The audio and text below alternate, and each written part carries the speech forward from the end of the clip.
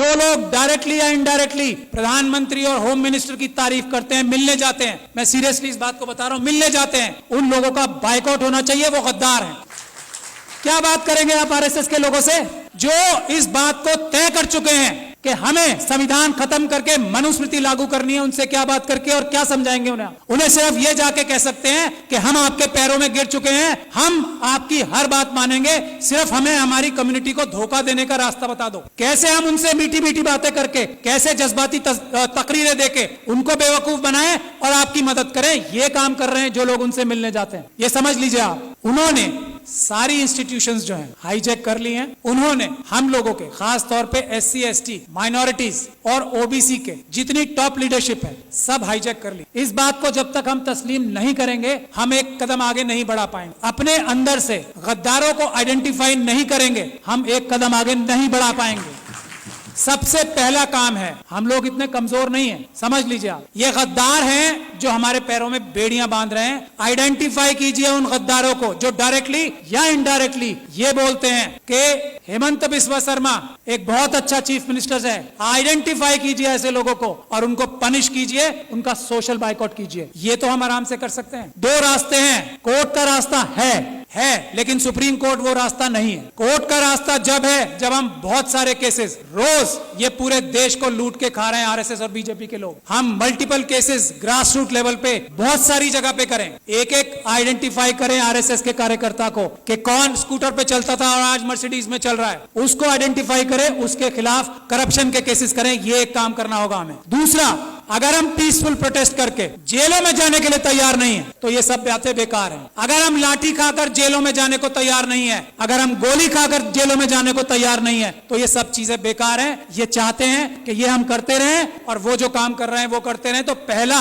Resolution ये होना चाहिए कि हमें अपने देश को अगर बचाना है, संविधान को अगर बचाना है तो हमें जेल जाने के लिए तैयार रहना पड़ेगा। और जेल जाने वालों में सबसे पहला नंबर लीडरशिप का आना चाहिए, क्योंकि हम लोगों को लोग इज्जत करते हैं ना, हमारी ताकत क्या है? आज मुझे लोग इतना पसंद करते हैं, मैं क्या हूं? एक छोटा सा अदना सा वकील हूं। आज लाखों लोग मुझे सपोर्ट करते हैं, वो मेरी ताकत है। नहीं तो मेरी औकात और हैसियत नहीं है कि मैं चूं भी कर जाऊं इन लोगों के सामने। ये समझ लीजिए आप। और ये बात तस्लीम हमारे सारे एमपी एमएलए, बड़ी बड़ी तंजीमों के लीडर्स को करना चाहिए। उनकी अपनी जाती हैसियत और औकात किसी की नहीं है, मैं इस बात को तस्लीम करता हूं। आज अगर हम लोग इतनी जोर से बोल पा रहे हैं तो हमारे पीछे लोगों की ताकत है, उसकी वजह से हमें उन्हें धोखा नहीं देना चाहिए। जो अपने आप को जितना बड़ा लीडर समझता है उसे जेल जाने के लिए, गोली खाने के लिए, लाठी खाने के लिए सबसे पहले तैयार होना चाहिए आज। और जो ऐसा नहीं करता, जो इसके लिए बहानेबाजी करता है, मसलियत बताता है, कि मसलियतन जो है ना, लफ्ज बोलने वाला गद्दार है। मसलियतन ये नहीं बोलेंगे कि मैं जेल जा रहा हूं, मसलियतन हमें प्रोटेस्ट नहीं करना चाहिए। गद्दार, बेईमान, ये हमें बोलना पड़ेगा खुल के, एक बात। दूसरी बात, ये हमारा सबसे पहला इशू आर्टिकल 1 होना चाहिए कॉन्स्टिट्यूशन का। आर्टिकल 1 क्या है? भारत की जो सीमाएं है ना उसको अक्षुण्ण रखना। चाइना 2000 किलोमीटर हमारी जगह खा गया है। हम किसी और मुद्दे पे बात नहीं करेंगे, दो मुद्दे हमारे शुरुआत के होने चाहिए।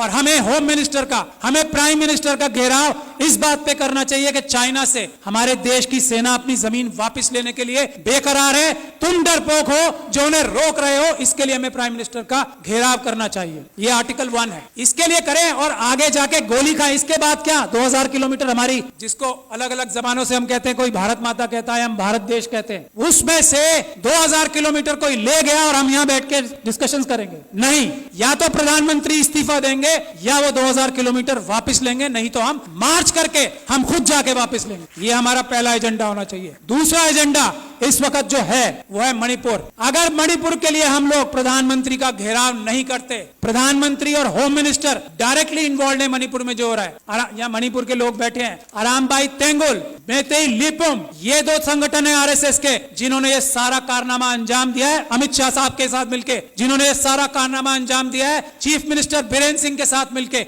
मेटिकुलस प्लानिंग से एक एक काम हुआ है। वहां पे कुछ भी स्पॉन्टेनियस नहीं हुआ है। जब तक हम इस बात के लिए कार्रवाई नहीं करेंगे, और ये जो सुप्रीम कोर्ट में कार्रवाई अभी चल रही है उससे कुछ होने वाला नहीं, कुछ नहीं होने वाला। मैं एज लॉयर सुप्रीम कोर्ट आपको बता रहा हूं, कुछ नहीं होगा। बात 1-2 महीने में आई गई हो जाएगी। उन लोगों के साथ वहां ज्यादती होगी। आरएसएस और बीजेपी पाकिस्तान और चाइना के साथ मिलकर नॉर्थ ईस्ट और सारे बॉर्डर लाइन एरियाज को कमजोर कर रही है। ये हमारी जिम्मेदारी है। आर्टिकल 1 नंबर 1 बचाना सबसे पहले। मणिपुर के लिए हमें जाना चाहिए डेलीगेशन बना के और सच्चाई सामने लानी चाहिए कि आरएसएस ने, अमित शाह साहब ने और चीफ मिनिस्टर ऑफ मणिपुर ने ये प्लानिंग करके अपने काडर्स से कराया है। कोई मैती समाज ने नहीं किया है, उनके काडर्स ने किया है। गुड़गांव में और नूह में उनके काडर्स ने सब किया है। गुजरात में उनके काडर्स ने सब कुछ किया है। और दिल्ली के दंगों में हमने ये एस्टैब्लिश कर दिया है कि आम आदमियों ने कुछ नहीं किया, उनके काडर्स और उनके भ्रष्ट पुलिस अधिकारियों ने ये सब काम किया है। यही हमें करना पड़ेगा। मणिपुर के लिए प्लान बनाइए कि हम लोग वहां जाएं और एक्सपोज करें कि मणिपुर में क्या हो रहा है, क्या हो रहा था और क्या हो रहा है अब। और उसमें अमित शाह साहब सबसे बड़े चाणक्य हैं। उनको अरेस्ट कराने के लिए जब तक हम कोई कार्रवाई नहीं कर पाते, मणिपुर का कुछ भला नहीं हो सकता। मैं ये बात दावे और गारंटी से कह रहा हूं।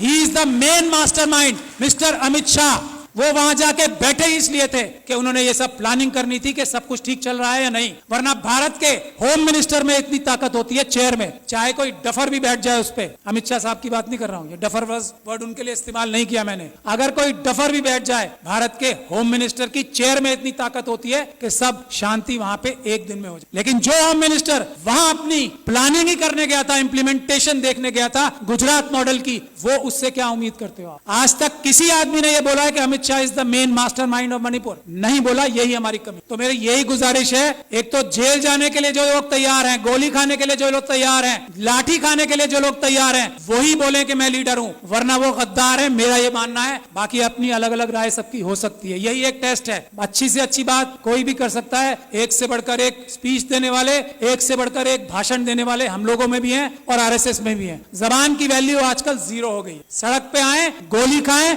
तब बताएं कि मैं लीडर हूं, वरना मैं गद्दार हूं। ये बात तय है। मैं गोली खाने के लिए तैयार हूं आज इसी वक्त से।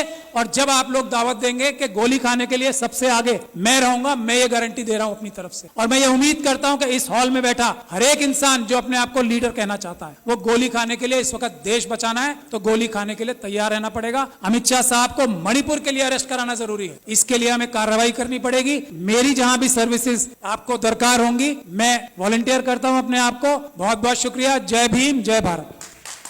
Thank you very much, Shahad Ali.